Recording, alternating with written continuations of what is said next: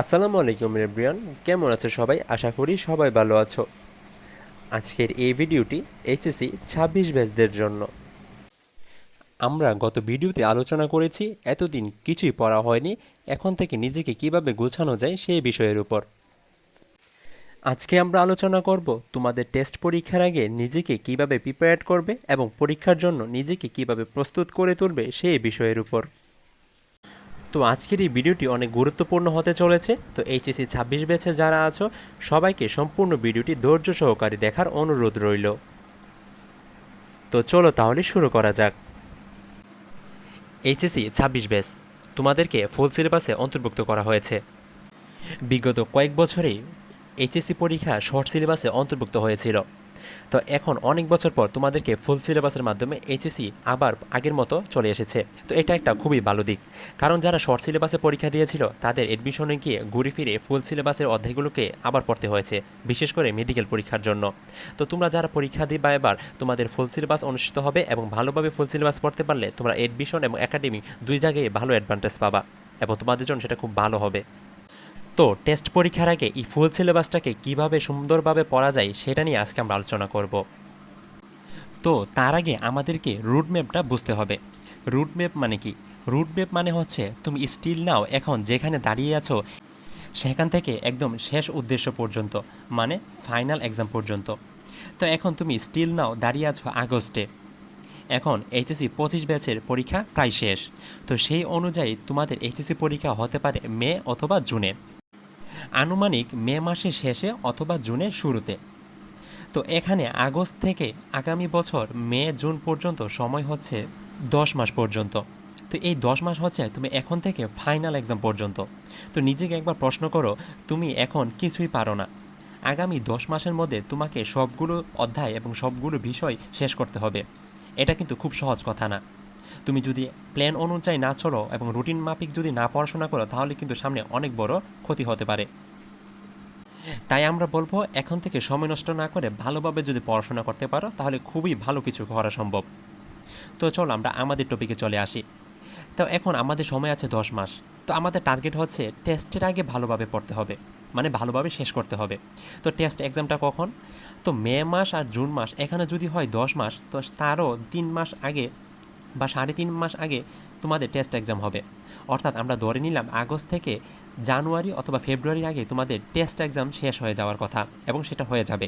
তো তার মানে এখান থেকে তোমার হাতে টেস্ট পর্যন্ত সময় আছে 6 মাস। তো তার মানে আলটিমেটলি কী দাঁড়ালো? 6 মাসে তোমাকে ভালোভাবে সব অধ্যায়গুলো শেষ করতে হবে। তার মানে এখন সময় আরও কমিয়ে এসেছে। তুমি যদি টেস্টের আগে ভালোভাবে শেষ করতে পারো তাহলে টেস্টের পর যদি তুমি রিভিশন দাও তাহলে ফাইনাল পরীক্ষায় ভালো কিছু করা সম্ভব। তুমি যদি ফাইনাল পরীক্ষার আগে একবার শেষ করতে হবে এই উদ্দেশ্য নিয়ে বসে থাকো তাহলে কিন্তু কিছুই হবে না। তাই টেস্টের আগে ভালোভাবে সব কিছু একবার শেষ করে ফেলবে, তারপর রিভিশন যত দিতে পারবে ফাইনাল এক্সাম তত ভালো হবে।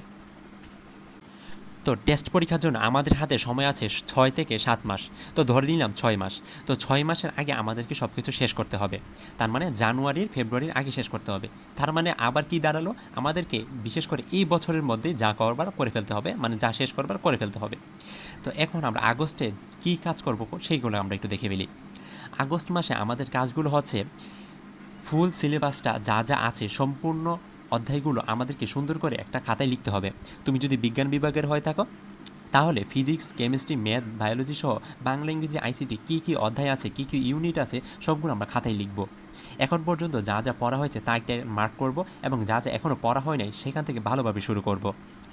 তুমি প্রাইভেট পড়ো, কোচিং করো, অনলাইনে ফ্রি ক্লাস করো, যেভাবে পারো এই অধ্যায়গুলোকে সুন্দর করে শেষ করবে, বেসিক সহকারে বোঝার ট্রাই করবে।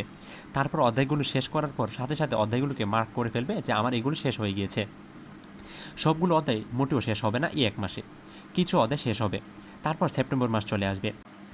তুমি যদি ভালোভাবে ডেডিকেশন নিয়ে পড়াশোনা না করো তাহলে দেখবা কিছুদিন রুটিন ভালোভাবে করলা, তারপর কয়েকদিন পরই দেখবা সেপ্টেম্বর অক্টোবর চলে এসেছে, তারপর তুমি আবার ডিপ্রেশনে পড়ে যাবে। তো তাই বলবো ভালোভাবে ডেডিকেশন নিয়ে পড়াশোনা করবে, যা যা রুটিন করবে ডেইলি রুটিন ডেইলি শেষ করার চেষ্টা করবে।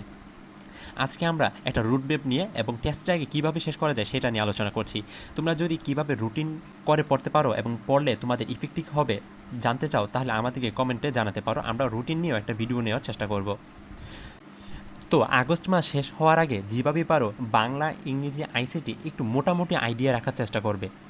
আইডিয়া বলতে মানে আমার এই অধ্যায়গুলো আছে, আমি এগুলো পারি এবং এগুলো আমাকে করতে হবে, এরকম একটা আইডিয়া রাখা উচিত। এবং সাথে ফিজিক্স কেমিস্ট্রি ম্যাথ বায়োলজির কিছু অধ্যায় শেষ করে ফেলবে। তারপর সেপ্টেম্বর মাস থেকে ভালোভাবে গ্রুপ সাবজেক্টগুলো পড়া শুরু করে দিবে। আগস্ট মাসটি তুমি বাংলা ইংরেজি আইসিটির জন্য পড়বে এবং সাথে একটু করে গ্রুপ সাবজেক্টগুলো পড়বে। সেপ্টেম্বর থেকে ভালোভাবে গ্রুপ সাবজেক্টগুলো পড়া শুরু করে দিবে। সেপ্টেম্বর অক্টোবর নভেম্বরের মধ্যে তুমি যেভাবে পারো ফিজিক্স কেমিস্ট্রি ম্যাথ বায়োলজি এই 4টা সাবজেক্টের ফার্স্ট পেপার সেকেন্ড পেপার সহ শেষ করার চেষ্টা করবে। তারপর তোমার হাতে থাকবে মাত্র 1 মাস, মানে ডিসেম্বর মাস। এই ডিসেম্বর মাস তুমি আগস্ট থেকে নভেম্বর যা যা পড়াশোনা করেছো সম্পূর্ণটা রিভিশন দিবে। এখন কি তার মানে 4 মাস পরে একবার রিভিশন দিবে? না, তুমি ডেলির পড়া ডেলি রিভিশন দিবে, সপ্তাহের পড়া সপ্তাহে রিভিশন দিবে, মাসের পড়া মাসে রিভিশন দিয়ে দিবে। অর্থাৎ আগস্ট মাসে তুমি যা পড়াশোনা করবে সেটা আগস্টেই রিভিশন দিয়ে শেষ করে ফেলবে।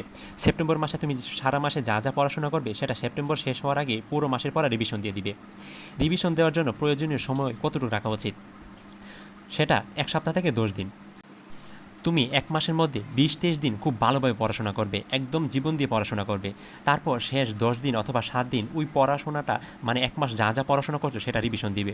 তুমি যদি এভাবে আগস্ট, সেপ্টেম্বর, অক্টোবর, নভেম্বর পর্যন্ত পড়তে পারো তাহলে দেখবে তুমি 70 থেকে 80% এবং অনেকে যদি ভালোভাবে পড়তে পারো 90% সিলেবাস শেষ হয়ে যাওয়ার সম্ভাবনা আছে, যদি তুমি ভালোভাবে প্রতিদিন পড়াশোনা করো রুটিন অনুযায়ী। তারপর আগস্ট থেকে নভেম্বর যা যা পড়াশোনা করছো সেটা একটা ডিসেম্বরে ভালোভাবে রিভিশন দিবে। তারপরে দেখবা যে টেস্ট চলে এসেছে এবং তোমার সবগুলো অধ্যায় ভালোভাবে পড়া হয়ে গিয়েছে। তারপর টেস্ট পরীক্ষাটা যদি তুমি খুব ভালোভাবে দিতে পারো তাহলে টেস্টের পরে 2-3 মাস বা 3.5 মাস যেই সময় পাও সেটা যদি আবার রিভিশনের জন্য কাজে লাগাও তাহলে বোর্ড পরীক্ষায় তুমি সবার থেকে এগিয়ে থাকবে এবং খুবই ভালো রেজাল্ট করবে বলে আমরা আশা করি। তো এই ছিল আজকের ভিডিওটি কেমন লেগেছে ভিডিওটি একটি কমেন্ট করে জানিয়ে দিও। ভিডিওটি ভালো লাগলে অবশ্যই ভিডিওতে একটা লাইক করে দিও, বন্ধুদের সাথে শেয়ার করো এবং পরবর্তীতে কী নিয়ে ভিডিও চাও তা অবশ্যই কমেন্ট বক্সে জানাতে পারো। তাছাড়া আমাদের টেলিগ্রাম চ্যানেল আছে, আমরা সেখানে সাজেশন দিয়ে থাকি, তোমরা চাইলে টেলিগ্রাম চ্যানেলে জয়েন হতে পারো। টেলিগ্রাম চ্যানেলের লিঙ্ক আমাদের ডিসক্রিপশন বক্সে দেওয়া আছে। তো দেখা হবে পরবর্তী ভিডিওতে, ভালো থেকো সবাই, আল্লাহ হাফেজ।